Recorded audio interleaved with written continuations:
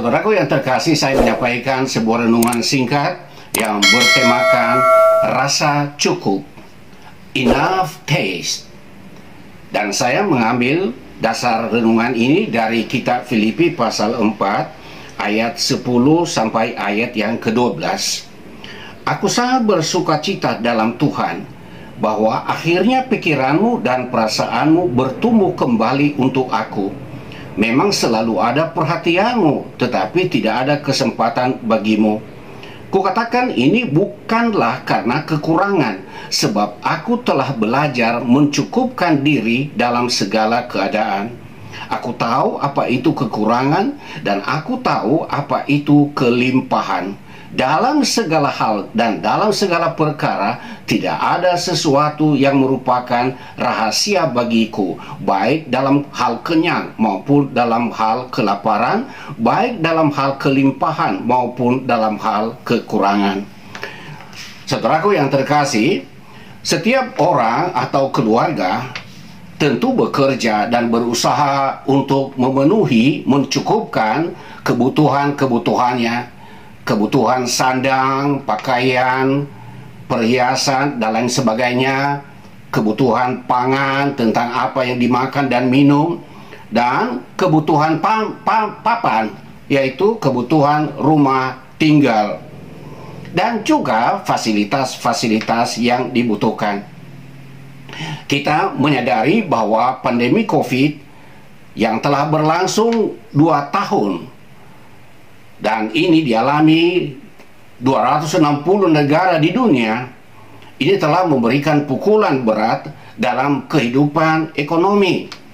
Banyak perusahaan yang bangkrut, ada pengangguran, daya beli masyarakat menjadi sangat lemah. Nah, dalam keadaan seperti ini, bagaimanakah ada rasa cukup? Realitanya makin susah. Makin banyak jumlah orang yang miskin, bukan? Namun, apapun realita keadaan kita, kita dapat belajar tentang hidup dengan rasa cukup, seperti Rasul Paulus tandaskan, aku telah belajar mencukupkan diri dalam segala keadaan. Bagi Rasul Paulus, soal lapar, soal kenyang, soal kekurangan, soal berkelimpahan, itu sudah hal biasa baginya. Namun dalam segala keadaan itu, ia telah belajar mencukupkan diri dengan apa yang ada. Saudaraku, jika kita memiliki sikap rasa cukup ini memiliki kekuatan besar yang membawa manfaat dalam kehidupan kita. Yang pertama, manfaat yang pertama, kita tetap bisa mensyukuri kebaikan Tuhan dengan sukacita. Walaupun di sana-sini kita masih ada kekurangan, tetapi itu tidak menghalangi kita untuk mensyukuri segala kebaikan Tuhan. Dan kita mensyukuri kebaikan Tuhan menjadi dasar bagi kita untuk hidup bersukacita. Seperti Rasul Paulus tuliskan di ayat 10a tadi, aku sangat bersukacita dalam Tuhan.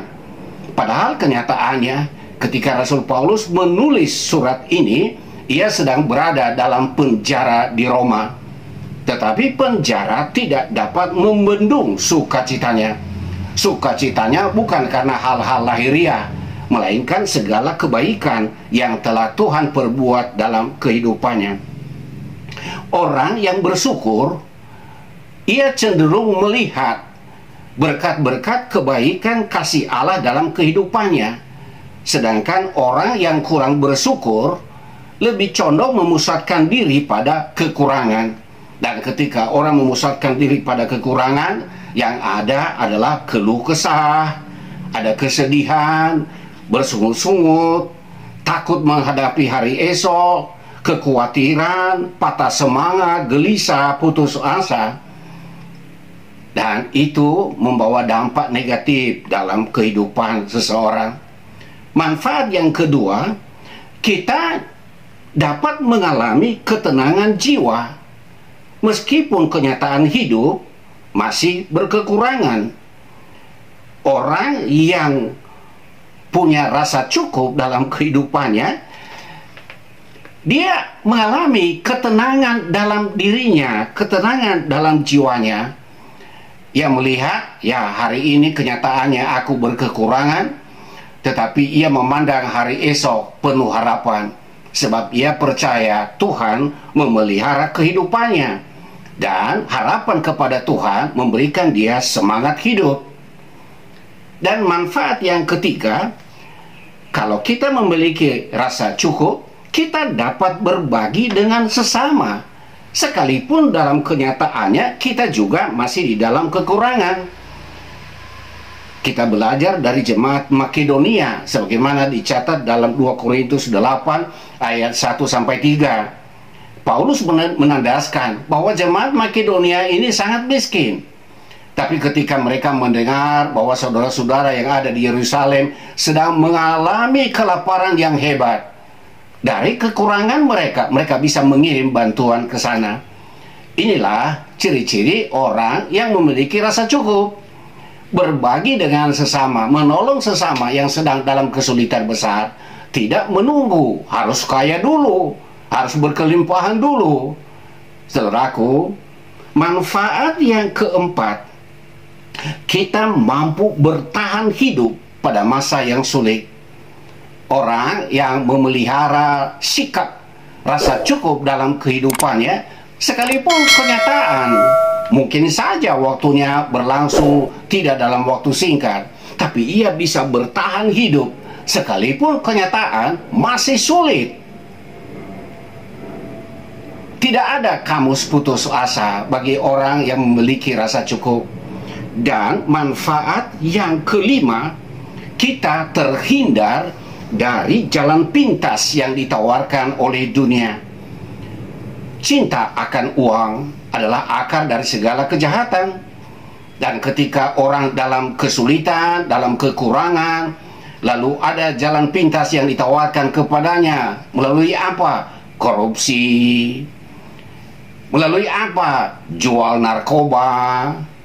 Ada banyak hal-hal yang dilakukan, termasuk menipu dengan terencana. Kita kalau memiliki rasa takut akan Tuhan dan rasa cukup ini ada di dalam hati kita, maka kita akan berkata kepada semua tawaran dunia itu, tidak untuk korupsi. Ya, jangan nanti orang bilang seperti yang ada di dalam masa-masa kampanye, katakan tidak kepada korupsi. Tapi kenyataannya berbondong-bondong masuk penjara karena korupsi. Ya, tidak demikian saudaraku. Jadi kita harus berani berkata tidak kepada tawaran dunia itu. Karena apa? Kita belajar mencukupkan diri dengan apa yang ada. Rasa cukup itu sendiri adalah berkat yang tak ada bandingnya. Kiranya saudara-saudara yang telah mendengarkan firman Tuhan ini, peliharalah rasa cukup di dalam hatimu, maka engkau menikmati berkat-berkat yang tak terhingga yang datang dari rasa cukup itu sebagai berkat rohani. Tuhan memberkati semuanya.